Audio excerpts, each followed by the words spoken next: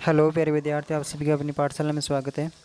आज के इस वीडियो में हम एक नई जानकारी का वीडियो बनाएंगे जो है NAS परीक्षा से संबंधित है, जिसका नाम है नेशनल अचीवमेंट सर्वे। राष्ट्रीय उपलब्धि का परीक्षण मतलब है बच्चों ने कितना पढ़ाई किया है, कितना अध्ययन किया है, इसका जानकारी प्राप्त करने के लिए राष्ट्रीय स्तर पर एक टेस्ट का आयोजन किया जाता है। ये हर 3 साल के बाद में एक बार आयोजन किया जाता है। पिछला जो टेस्ट था वह 2017 में आयोजित किया गया था। उसके बाद में 2020 में आयोजित होना था, जो कोरोना की महामारी की वजह से 2020 में आयोजन नहीं हो सका उसका। और अब वह टेस्ट जो है 2021 में आयोजित किया जाएगा, जिसकी डेट फिक्स कर रखी है 12 नवंबर 2021। तो यह कक्षा 3, 5 और 8 में पढ़ने वाले विद्यार्थियों के लिए दक्षता की जांच करने के लिए आयोजित किया जाने वाला टेस्ट है। अब कक्षा 8 में जो टेस्ट लिया जाएगा वह हिंदी विषय का होगा, सामाजिक विज्ञान विषय का होगा, विज्ञान विषय का होगा और गणित विषय का होगा। तो आज की इस वीडियो में हम सामाजिक विज्ञान विषय में किस प्रकार के प्रश्न पूछे जाते हैं, तो इनके एक मॉडल पेपर टाइप के अंदर अपने SIERT जो उदयपुर है उन्होंने तैयार करके पूर्व तैयारी के लिए जो 12 नवंबर को होने वाली परीक्षा है, 12 नवंबर को होने वाली जो परीक्षा है उस एग्ज़ाम की तैयारी के लिए कुछ प्रश्नों को तैयार किया गया है विभाग के द्वारा। तो उन प्रश्नों को आप अच्छी तरीके से याद करें और उनमें से क्वेश्चन और आंसर आने की बहुत बेहतर संभावना है, और उनको मद्देनज़र रखते हुए आगे की तैयारी भी जारी रखें कि किस प्रकार से क्वेश्चन आएंगे। तो हम सामाजिक विज्ञान विषय का वीडियो बनाएंगे। सामाजिक विज्ञान विषय को 3 भागों में बांटा गया है, जिसमें पहला जो भाग होगा उसमें भूगोल से संबंधित प्रश्न आएंगे। दूसरा भाग है जिसमें राजनीति विज्ञान से संबंधित या राजनीतिक जीवन से संबंधित प्रश्न आएंगे, और तीसरा जो भाग है उसमें इतिहास से संबंधित प्रश्न आएंगे। तीनों मिलाकर के टोटल पेपर में जो प्रश्न होंगे वो 25 प्रश्न ही पूछे जाएंगे, और 25 प्रश्नों का ये टेस्ट होगा। और इसके बाद में जांच होगी इनकी, उन्हीं के आधार पे अपनी दक्षता का मूल्यांकन किया जाएगा कि अपने को कितना आता है, कितना नहीं आता है। तो राष्ट्रीय स्तर की एग्ज़ाम है, तो इसमें सभी ध्यान लगा कर, मन लगा करके तैयारी करें और अपना जो बेस्ट दे सकते हैं, अपना अच्छे से अच्छा प्रदर्शन कर सकते हैं, परफॉर्मेंस कर सकते हैं, क्लास में टॉप कर सकते हैं, तो वह करने का पूरा प्रयास करें। तो हम इसके जो महत्वपूर्ण प्रश्न हैं विभाग के द्वारा जारी किए हुए, उनके क्वेश्चन आंसर एक बार इसमें देखेंगे, जानेंगे, और आप उन सबको बार बार रिवाइज करके याद करेंगे। चलिए तो मैं इस वीडियो का शुरू करता हूँ। तो ये सामाजिक विज्ञान विषय का है। इसका पहला जो भाग है उसको वीडियो लंबा न बने इसके लिए अपने इसको 3 भागों में इस वीडियो को तोड़ के बनाएंगे, जिसमें आज पहले भाग में इसके भूगोल विषय से संबंधित जो क्वेश्चन हैं उन्हीं को हल करेंगे।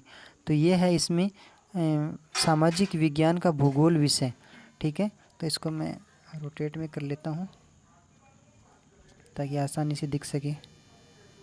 ये लीजिए, अब ये क्वेश्चन और आंसर हैं जो विभाग के द्वारा जारी किए गए हैं। आप इनको रिवाइज करेंगे, बार बार याद करेंगे, इनमें से क्वेश्चन आंसर आने की बेहद संभावना है। तो इस बात को ध्यान में रखते हुए और अपनी तैयारी को भी अधिक से अधिक अच्छी बनाने के लिए आप इनको याद करेंगे। तो चलिए मैं पहला क्वेश्चन इसका पढ़ता हूँ। तो पहला क्वेश्चन है, निम्नलिखित फसल समूह में से रबी की फसल का समूह कौन सा है।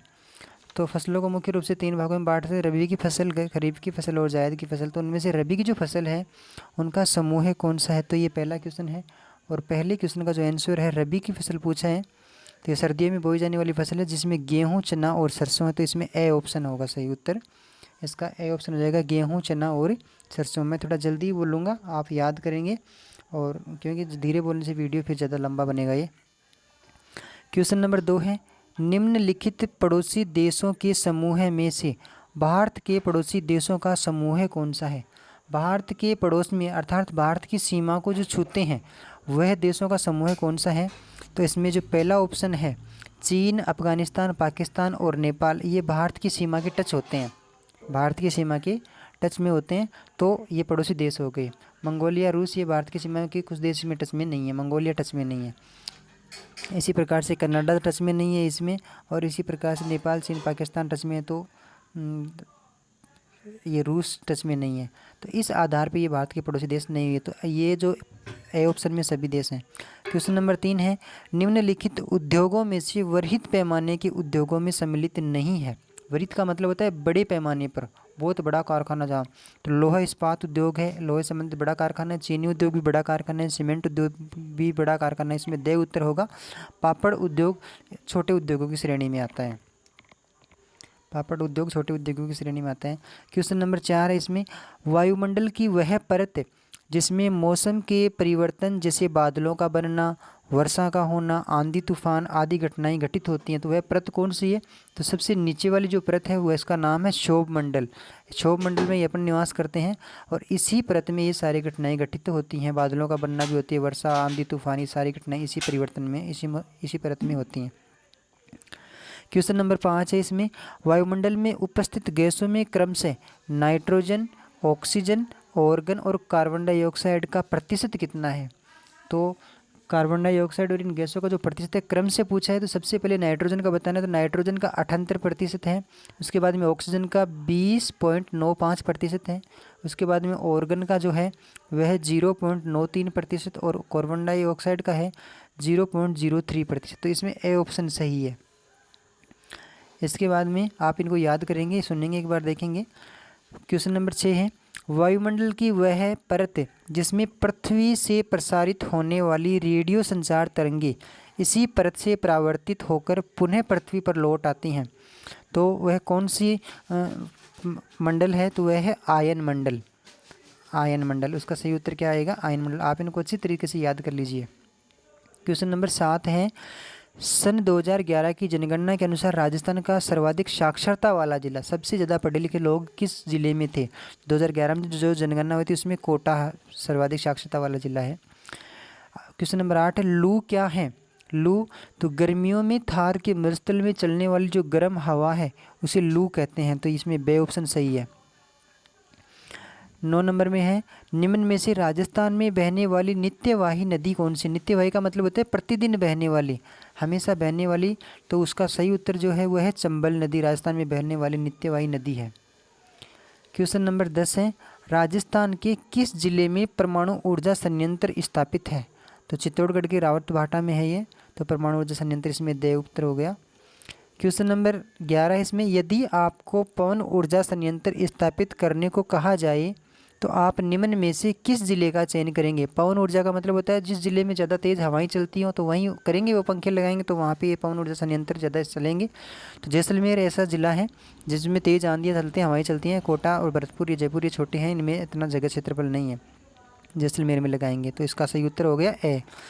इसके बाद में क्वेश्चन नंबर 11 के बाद में क्वेश्चन नंबर 12 है, राजस्थान के किस जिले में कोयला प्राप्त होता है? तो कोयला जो प्राप्त होता है वह बीकानेर से प्राप्त होता है। राजस्थान के किस जिले में होता है? बीकानेर से भी कोयले की खानी है बीकानेर में। क्वेश्चन नंबर 13 है, निम्न खनिज समूह में से राजस्थान के एकाधिकार वाले खनिज समूह को छांटिए। एकाधिकार का मतलब होता है कि बहुतायत मात्रा में राजस्थान में निकलता है, यानी दूसरे राज्यों की तुलना में राजस्थान में सर्वाधिक मात्रा में वे निकलते हैं। तो ये खनिज कौन से हैं? तो इसमें ए ऑप्शन सही है, वोलेस्टोनाइट, जस्ता और जास्पर ये। क्वेश्चन नंबर 14 है इसमें, जैवमंडल में सम्मिलित किया जाता है। जैवमंडल में यानी जैवमंडल वह होता है जिसमें जीव जंतु निवास करते हों। तो जीव जंतु जल में भी रहते हैं, जीव जंतु वायु में भी रहते हैं, ऊपर उड़ने वाले जीव जंतु होते हैं, और स्थल मंडल यानी स्थल पे जहाँ हम रहते हैं तो स्थल मंडल में भी रहते हैं। तो इसका मतलब इसमें ये ए ऑप्शन तीनों में आ जाएंगे, जैवमंडल। क्वेश्चन नंबर 15 है, राजस्थान की सबसे प्राचीन जनजाति कौन सी है?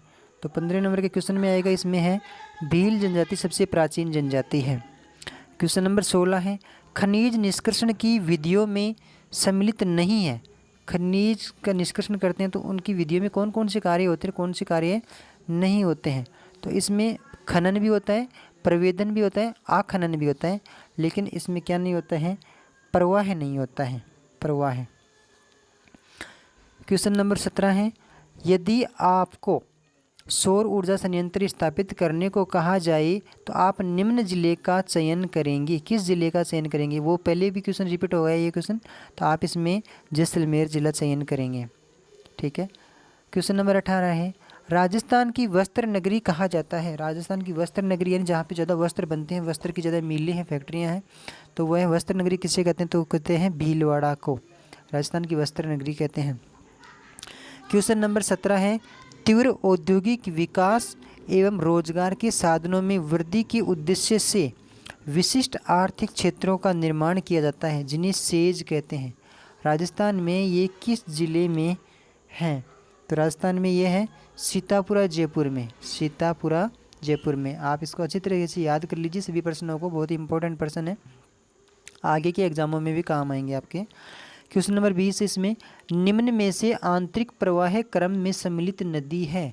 आंतरिक प्रवाह के क्रम में जो सम्मिलित नदी है वह कौन सी है इसमें? तो इसका सही उत्तर हो जाएगा घग्गर नदी, घग्गर नदी। क्वेश्चन नंबर 21 है, जीवन निर्वाह कृषि में निम्न तथ्यों में से सम्मिलित नहीं है। जीवन निर्वाह कृषि का मतलब होता है ऐसी कृषि जिसका जीवन व्यापन करने के लिए अधिक से अधिक किया जाता हो। तो कौन सी कृषि इसमें सम्मिलित नहीं है? तो इसमें है, यह परिवार के भरण पोषण हेतु की जाती है जीवन निर्वाह कृषि, तो की जाती है, ये बात सही है। ये नहीं वाला पूछ रहा है, इस नहीं शब्द को ध्यान रखें। इसका मतलब 3 तो इसमें है और 1 नहीं है, तो वो अपने को पहचान करनी है कौन सी नहीं है। तो इसमें है, यह जीवन निर्वाह के लिए की जाती है, ये बात भी सही है। यह वाणिज्य उद्देश्य से की जाती है, वाणिज्य का मतलब होता है व्यापार करने के लिए, बेचने के लिए, पैसे कमाने के लिए।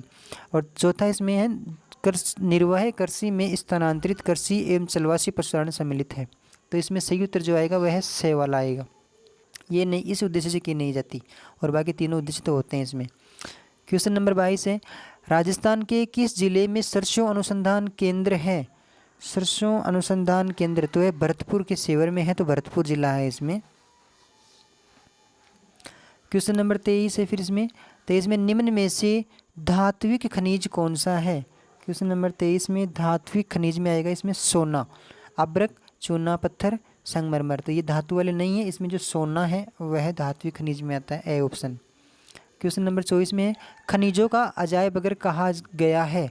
अजायब घर का मतलब होता है वहाँ पे अनेकों खनिज निकलते हैं बहुत सारे, तो ऐसे राज्य को खनिजों का अजायब घर कहा जाता है, और उसमें अपने किसका नाम है?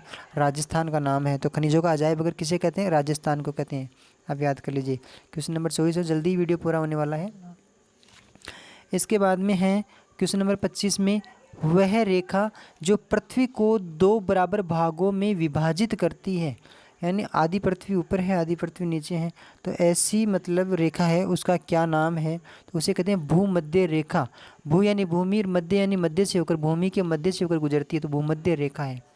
क्वेश्चन नंबर 26 है, विश्व का एकमात्र वृक्ष मेला लगता है, तो राजस्थान में लगता है जोधपुर जिले के खिजड़ली गांव में। ये ए ऑप्शन सही इसमें, जोधपुर जिले के खिजड़ली गांव में विश्व का एकमात्र वृक्षों का मेला लगता है। क्वेश्चन नंबर 27 है इसमें, राजस्थान को भू संरचना के आधार पर बांटा जा सकता है, यानी भूमि की संरचना के आधार पर राजस्थान को कितने भागों में बांटा जा सकता है? तो इसको 4 भागों में बांटा जा सकता है। इसका उत्तर क्या याद करेंगे आप? 4 भागों में। क्वेश्चन नंबर 28 है, सप्तऋषि मंडल होता है। सप्तऋषि मंडल क्या होता है? तो इसमें है 7 तारों का एक समूह होता है। सप्तऋषि मंडल क्या होता है? 7 तारों का एक समूह होता है। क्वेश्चन नंबर 29 है, पृथ्वी पर दिन रात बनते हैं। पृथ्वी पर दिन रात कैसे बनते हैं? तो इसमें आएगा बे उत्तर, दैनिक घूर्णन गति के कारण। दैनिक घूर्णन का मतलब होता है घूमने की गति के कारण, दैनिक घूर्णन गति के कारण। तो इसमें बे उत्तर नोट कर लीजिए। कृषि आधारित उद्योग है। कृषि आधारित उद्योग तो ऐसे उद्योग जो कृषि पर ही मतलब कृषि के ऊपर पूरी तरह से निर्भर होते हैं, तो कृषि आधारित उद्योग कहलाते हैं। इसमें कौन सा है? शक्कर उद्योग, जिसे आप चीनी उद्योग भी कहते हैं, क्योंकि जो गन्ना निकलता है उसी के माध्यम से ये बनते हैं। क्वेश्चन नंबर 31 है, भारत एशिया महाद्वीप के किस दिशा में स्थित है? तो एशिया महाद्वीप के दक्षिण दिशा में स्थित है। एशिया महाद्वीप के दक्षिण दिशा में स्थित है। क्वेश्चन नंबर 32 है इसमें, राजस्थान के थार मरुस्थल के अंतर्गत आने वाले ज़िले कौन से हैं? तो थार मरुस्थल के अंतर्गत कौन से जिले आते हैं? बाड़मेर और जैसलमेर आते हैं। अगला है, नेक्स्ट क्वेश्चन है, इग्लू का तात्पर्य क्या है? इग्लू का तात्पर्य क्या है? तो बर्फ़ के जो घर होते हैं उन्हें क्या बोलते हैं? इग्लू बोलते हैं। बर्फ़ के घर होते हैं उनको क्या बोलते हैं? इग्लू। ये जो ठंडे शीत प्रदेश होते हैं वहाँ पे पाए जाते हैं। नेक्स्ट क्वेश्चन है, देश का सबसे बड़ा सरसों उत्पादन राज्य कौन सा है? जहाँ पे जो सबसे ज़्यादा सरसों का उत्पादन होता है तो राजस्थान है। राजस्थान, इसका उत्तर याद कर लीजिए। सरसों उत्पादन राज्य सबसे बड़ा राज्य कौन सा है? राजस्थान। नेक्स्ट क्वेश्चन है, वन विनाश का कारण नहीं है। मतलब 3 तो इसमें कारण हैं वन विनाश के, और एक ऐसी ऑप्शन है जो वन विनाश का कारण नहीं है। तो अपने को वो इनमें से छांटना है जो नहीं है वो। तो इसमें है अम्ल वर्षा भी होती है, खनन और औद्योगिकरण और वनों की व्यापारिक। तो इसमें वृक्षारोपण जो है इसका सही उत्तर है। वृक्षारोपण करेंगे अपन, अधिक से अधिक पेड़ लगाएंगे तो वनों का विनाश नहीं होगा, जबकि वन क्या करेंगे? बढ़ेंगे संख्या में। नेक्स्ट क्वेश्चन है क्वेश्चन नंबर 36। इसमें मासिंदराम एवं चेरापूंजी स्थान प्रसिद्ध है। मासिंदराम और चेरापूंजी स्थान है जो मेघालय राज्य में है, भारत की मेघालय राज्य में है, और यहाँ पे विश्व में सबसे अधिक बरसात होती है। क्या होती है? बरसात होती है। तो विश्व में सर्वाधिक वर्षा के लिए प्रसिद्ध है। ये मेघालय राज्य में स्थित दो स्थान ऐसे हैं जहाँ पे सर्वाधिक विश्व की सबसे ज़्यादा वर्षा होती है, मासिनराम और चेरापूंजी। क्वेश्चन नंबर 27 है, जायद की फसल बोई जाती है। 37 नंबर का क्वेश्चन है ये। जायद की फसल कब बोई जाती है? तो इसमें है अप्रैल मई में। अप्रैल मई में गर्मियों के दिन आते हैं उस टाइम में बोई जाती है ये। तो इसमें है, आप याद कर लीजिए, इसमें अप्रैल मई में बोई जाती है। नेक्स्ट क्वेश्चन है, चंबल की प्रमुख सहायक नदी है। सहायक नदी यानी वे नदियाँ जो अपना जल उस चंबल नदी में लाके मिलाती हों। तो क्वेश्चन नंबर इसमें हो गया 38 नंबर में है, सही ऑप्शन है, और इसमें है बनास नदी। बनास नदी चंबल नदी की सहायक नदी है। नेक्स्ट क्वेश्चन है, राजस्थान में पूर्णतः बहने वाली नदी है, यानी अधिकतर राजस्थान में बहती है वह नदी, यानी लंबे क्षेत्रफल में बहती है। तो पूर्ण रूप से बहने वाली वह नदी कौन सी है? बनास नदी है, जो राजस्थान में बहती है ज़्यादातर। ये है। नेक्स्ट क्वेश्चन है, वर्तमान में ग्रहों की संख्या कितनी है? तो वर्तमान में जो ग्रह की संख्या है वह है 8 है। अपनी 6वीं क्लास में ये भी पढ़ा था। नेक्स्ट क्वेश्चन है 41वां नंबर का, मूंगा क्या है? मूंगा है इसमें एक प्रकार का समुद्री जीव मूंगा कहलाता है, एक प्रकार समुद्री जीव होता है। मेरियाना गर्त अवस्थित है। अवस्थित मतलब कहाँ पे स्थित है? मेरियाना गर्त कहाँ स्थित है? अवस्थित है। तो इसमें है प्रशांत महासागर में। प्रशांत महासागर में मेरियाना गर्त अवस्थित है। क्वेश्चन नंबर 43 है, पृथ्वी की गतियों में सम्मिलित है। पृथ्वी की गतियों में सम्मिलित क्या है? तो घूर्णन गति भी सम्मिलित है और परिक्रमण गति भी सम्मिलित है, इसलिए इसमें सही ऑप्शन आ जाएगा, उपर्युक्त दोनों। उपर्युक्त दोनों। क्वेश्चन नंबर 44 है, भूकंप की तीव्रता मापने का यंत्र है। यानी भूकंप की तीव्रता अपन किस यंत्र के माध्यम से माप सकते हैं? तो इसका सही उत्तर जो है सिस्मोग्राफ। सिस्मोग्राफ। क्वेश्चन नंबर 45 है, राजस्थान के सर्वाधिक एवं न्यून जनसंख्या वाले जिले क्रमशः है। तब जहाँ पे क्रम से बोलते हैं तो वहाँ पे पहले तो अपने को सर्वाधिक बोलना है ये वाला, और फिर न्यून जनसंख्या वाला। तो सर्वाधिक वाला तो इसमें है जयपुर, और न्यून वाला है जैसलमेर। तो जयपुर और जैसलमेर है इसमें ए ऑप्शन में, तो ये लीजिए। क्वेश्चन नंबर इसमें 46 है, नदी घाटी परियोजनाओं को आधुनिक भारत के मंदिर किसने कहा है? तो आधुनिक भारत के मंदिर कहा है? जवाहरलाल नेहरू ने, पंडित जवाहरलाल नेहरू ने, जिसे बच्चे प्यार से चाचा कहा करते थे, पंडित जवाहरलाल नेहरू ने। नेक्स्ट है, विश्व के सबसे ऊंचे पर्वत माउंट एवरेस्ट की ऊंचाई कितनी है? तो माउंट एवरेस्ट की जो ऊंचाई वह है 8,848 मीटर ऊंचाई है। इसकी कितनी ऊंचाई है? 8,848 मीटर। नेक्स्ट क्वेश्चन है, गोखुर झील आकृति है। गोखुर झील किसकी आकृति किस प्रकार से बनती है? तो नदी के द्वारा बनी हुई आकृति क्या कहलाती है? गोखुर झील बनती है। बे। नेक्स्ट है, थार मरुस्थल में पाई जाने वाली वनस्पति समूह में सम्मिलित सही समूह का चयन करें। मतलब थार के मरुस्थल में कौन कौन से पेड़ पौधे अधिकतर पाए जाते हैं, कौन कौन सी वनस्पति पाई जाती है? तो इसका जो सही उत्तर है वह है खेजड़ी, कीकर, बबूल आदि। ये थार के मरुस्थल में अधिकतर मात्रा में पाए जाते हैं। क्वेश्चन नंबर 50 इसमें, निम्नांकित नदियों में से अरब सागरीय प्रवाह क्रम वाली नदी कौन सी है? तो अरब सागरीय के प्रवाह क्रम वाली नदी कौन सी? वह है लूनी नदी, लूनी नदी। क्वेश्चन नंबर 51 है, आप भ्रमण हेतु जाना चाहते हैं, आपको बर्फ़ बहुत पसंद है, तो आप निम्न में से भारत के किस राज्य का चयन करेंगे? तो जहाँ पे बर्फ़ ज़्यादा गिरती हो वहाँ पे जाएंगे अपन। Sorry, 1 minute. तो ये है हिमाचल प्रदेश राज्य, हिमाचल प्रदेश राज्य में। ये हो गया 51%। वीडियो थोड़ा लंबा ज़रूर बन गया है, पर थोड़ा धैर्य बनाए रखें। पढ़ने वाले विद्यार्थी धैर्य बना कर रखते हैं, तो आप पढ़ने वाले विद्यार्थियों में से हैं। क्वेश्चन नंबर नेक्स्ट है 52 नंबर का क्वेश्चन है, आपको भारत के समुद्र तटीय क्षेत्र की यात्रा करनी है, मतलब ऐसा इलाका जो समुद्र के तट वाला इलाका है वहाँ की यात्रा। तो निम्न राज्यों में से आप इस हेतु किस राज्य का चयन करेंगे? तो अपने को भारत का जो मानचित्र याद होगा तो उसके माध्यम से अपन कर सकते हैं। तो समुद्र तटीय राज्य है वह है गोवा,